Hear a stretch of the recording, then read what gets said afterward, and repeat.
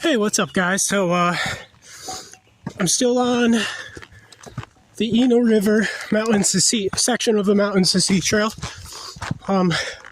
It's a pretty nice trail out here too.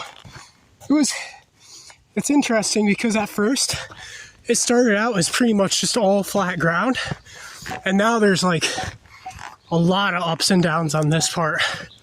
So, if I'm not mistaken, this trail should take me straight to the next town.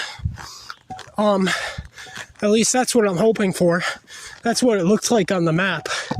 But yeah, if I run out of food before then, which I don't think I will, I can easily just get off the trail, head to town quick, then grab some food, and then go back to the trail. Anyway, yeah, it's really nice out here. Anyways, so I had a subject I wanted to talk about in this video. Basically, I want to talk about how everything in the universe begins with a seed, and the god and the goddess are kind of like gardeners, tending, nurturing, and caring for the seed over time so that it can grow into fruition. But at the same time, it never really stops growing. So it's just a constant cycle of being broken down and then growing into something new over and over again, planting a new seed. But every single time, the universe as a whole expands due to it, because of it. We're in a constant state of expansion. And basically, you could say that the first seed that was planted, well, I don't know if you would say that it's the first seed, because honestly, when it comes to the Big Bang theory, it doesn't actually explain how the universe began. That's false. Like, scientists and lots of people say that it's how the universe expands, but when you really think about it, universe began, but when you really think about it, that doesn't make any sense.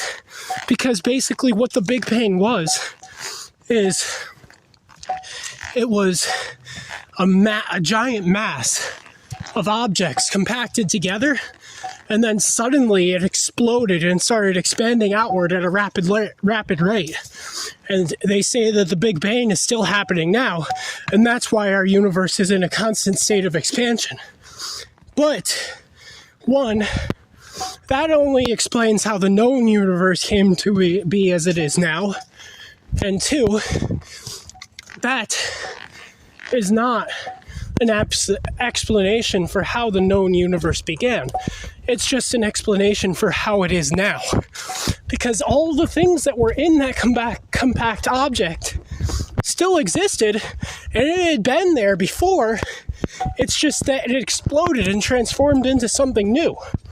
So when you really think about it, it really makes no sense to say that that was the beginning of the universe. Because that doesn't explain where those objects came from. It just explains how they turned into what they are now. So yeah. Anyways, the first seed that we know of is the Big Bang. It exploded, and over time, it formed nebulas.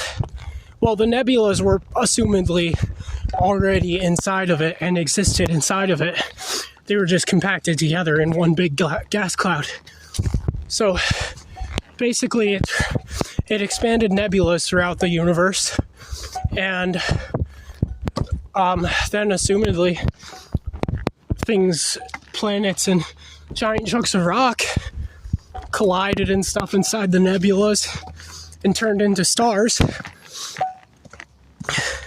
But anyways, that is an explanation for the second seed. Basically, the nebulas are like the soil, and the meteors and chunks of rock were the seeds. They collided together, and formed into a star because of the pressure they were put under. And then slowly, the bigger they became, the more gravitational pull they had. They pulled in other planets and formed a solar system, and the solar system kept growing due to the amount of gravitational pull. So it just grows bigger and bigger and bigger. Everything kind of just is in a constant state of being planted in something and then growing bigger and bigger.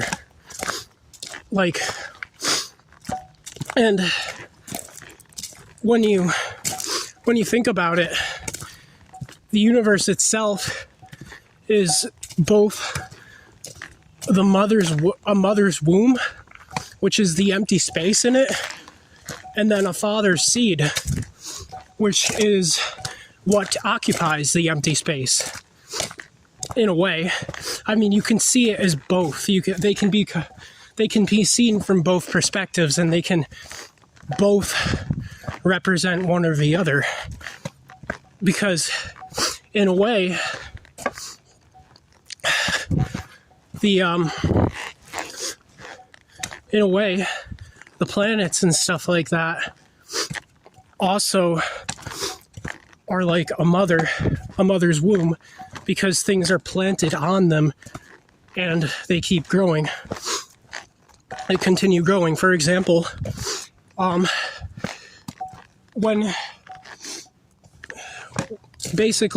comets are introduced to the ecosystem of a planet, well, I don't know if it would be considered an ecosystem or not yet. I don't fully know the definition of that word. But anyways, when comets are introduced to the atmosphere of a volcanic planet, they melt and cool and turn the lava and stuff more solid. And because of that, carbon dioxide is introduced more into the air. And then you have once more water is introduced to the planet and it melts and turns into oceans, you then have the perfect environment for plants to grow in the atmosphere. So the meteors and the comets are the seed, and then the planet itself is the womb. Once the plants